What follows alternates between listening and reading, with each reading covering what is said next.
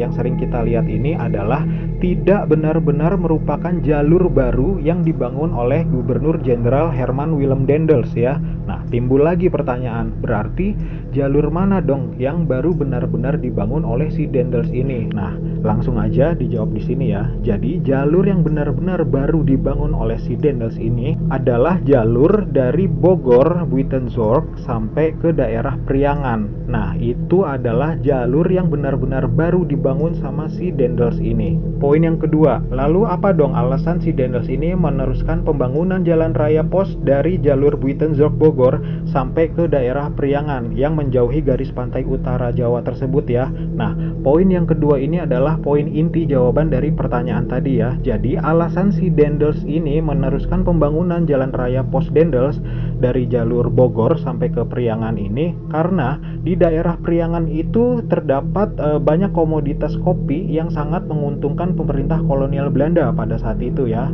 Nah, jadi dari sini udah jelas ya kenapa jalur pos Daendels itu tidak dibangun lurus menyusuri atau mendekati garis pantai utara Jawa ya.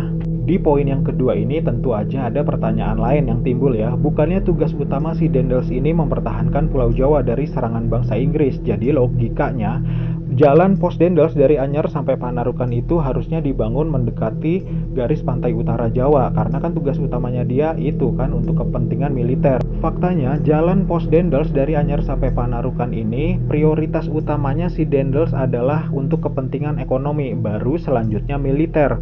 Hal ini diperkuat oleh beberapa sejarawan yang menyampaikan bahwa Daendels pernah menyatakan bahwa jalur pos Daendels itu dibangun untuk mempermudah kaum pribumi mengangkut komoditas-komoditas yang harus dijual kepada pemerintah kolonial Belanda.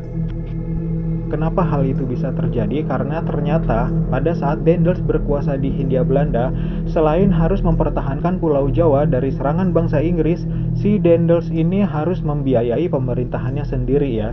Kalau berbicara jalur pos Daendels dari Bogor sampai arah Priangan ini ada beberapa fakta juga yang akan saya sampaikan kepada kalian ya. Ternyata jalur pos Daendels dari Bogor sampai Priangan ini merupakan hasil pemetaannya Kolonel von Lutzow setelah dia diperintah oleh Mas Galak ini untuk membangun jalur menuju ke arah pelabuhan Cirebon. Nah, ketika pembangunan jalan raya pos Daendels ini memasuki wilayah Cadas Pangeran ya, sekarang masuk wilayah Kabupaten Sumedang. Dikabarkan di sini banyak menimbulkan korban jiwa dari kalangan pribumi kita ya. Jadi para pekerja yang meninggal pada saat pembangunan jalan raya pos Daendels di Cadas Pangeran itu langsung di jurang yang ada di sebelahnya. Dan juga ternyata pada saat pembangunan di Cadas Pangeran itu para pekerja pribumi kita itu sempat kesulitan untuk menghancurkan batu-batuan cadas yang terdapat di daerah sana ya. Cadas itu kan artinya keras. Nah, untuk mengatasi masalah itu si Daendels ini kembali memerintahkan Kolonel von Lutzow untuk mengerahkan pasukan Belanda yang mempunyai meriam-meriam itu ya untuk menghancurkan batu-batuan cadas yang ada di daerah Cadas Pangeran. Jadi dengan kata lain bisa dibilang spesial ya di daerah Cadas Pangeran ini karena dibantu oleh pasukan-pasukan Belanda yang bermeriam ini. Dan juga di jalur ini ternyata Menir Daendels memberikan upah kepada para pekerja kita ya. Nah, uang yang dipertanyakan di sini mulai dari tingkat bupati, apakah diberikan kepada para pekerja kita atau tidak? Karena catatan dari tingkat bupati ini sampai sekarang belum ketemu ya, apakah diberikan kepada para pekerja kita atau tidak. Ketika pembangunan jalan raya pos ini sudah melewati wilayah Cadas Pangeran itu, ini mulai timbul nih persoalan di kalangan pemerintah kolonial Belanda.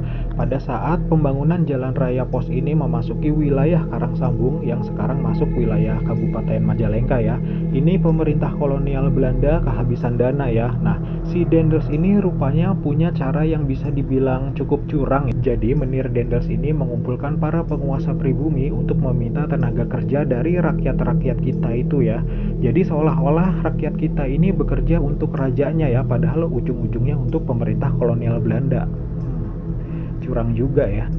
Kenapa ya harus berakhir di Panarukan? Nah, ini yang menarik. Jadi, niat awal si Dendels membangun jalur pos Dendels ini hanya sampai di Surabaya. Niat awalnya seperti itu. Lalu apa dong pertimbangan si Dendels meneruskan pembangunan sampai ke Panarukan? Jadi, di sekitar wilayah Panarukan ini banyak ditanami komoditas tebu dan juga pohon nila, ujung-ujungnya untuk ekspor gula dan juga nila. Selain itu, di Panarukan ada sebuah pelabuhan yang cukup berpotensi didatangi oleh bangsa Inggris pada saat itu ya. Jadi itulah kenapa pembangunan jalan raya pos dilanjutkan dari Surabaya sampai ke Panarukan. Nah, itu tadi beberapa hal mengenai jalur pos Dendels ya yang begitu fenomenal. Kalau kalian punya pendapat yang beda atau mau menambahkan, silahkan tulis di kolom komentar. Terima kasih ya sudah menonton video ini sampai akhir. Saya juga mau ngucapin terima kasih banyak nih sama subscriber saya. I love you so much. Yang belum subscribe, silahkan subscribe langsung ya, nyalain juga notifikasinya. Sampai ketemu lagi di video saya selanjutnya.